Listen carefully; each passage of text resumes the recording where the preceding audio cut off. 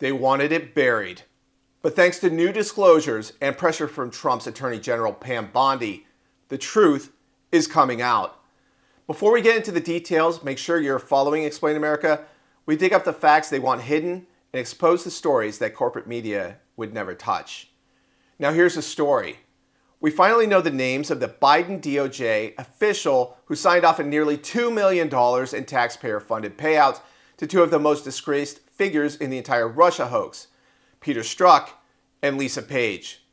That official is Brian Netter, former Deputy Assistant Attorney General under Merrick Garland, and now a top Democrat operative leading lawfare against President Trump from outside the government. Netter greenlit settlements awarding $1.2 million to Peter Strzok and $800,000 to Lisa Page. Their claim? The release of anti-Trump messages written on government time, on government phones, violated their privacy. Let's stop right there. The FBI, when you're working a case, your information that you transfer to other people, that is the property of the American public, and that is through their proxy, the U.S. government.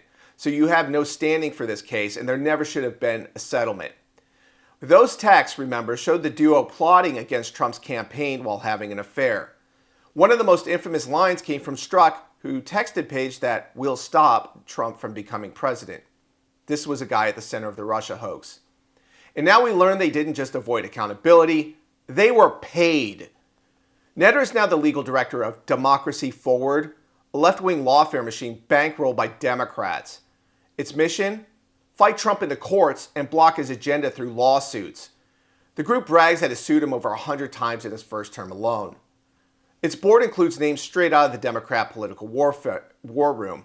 Mark Elias, John Podesta, Ron Klain, and others. Mark Elias, who is Clinton's election lawyer, is the one who funneled money from the Clinton campaign through a law firm to pay for the discredited Steele dossier. That dossier became the foundation of the phony Russia probe.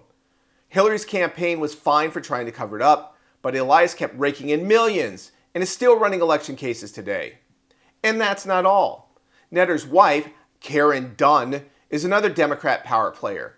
She helped Obama, Hillary, and Kamala prep for debates. She's a close Garland ally and former clerk to Justice Breyer.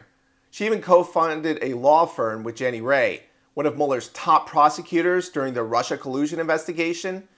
In other words, this is the same tight-knit political class that engineered the Russia hoax from the start and is still cashing in on it today. Congressional investigators have demanded to know who signed off on the payments to Strzok and Page, and for months they got no answers. Former Biden officials refused to say. Now we know why. The man who made it happen, Brian Netter, wasn't some mid-level bureaucrat. He's a partisan activist who left government to lead the Democratic Party's lawfare machine. Pam Bondi, leading the charge at DOJ, is now working to hold those insiders accountable. According to the Center to Advance Security in America, the payouts were a prime example of the outrageous abuse of power happening under Biden's watch. The swamp took care of its own.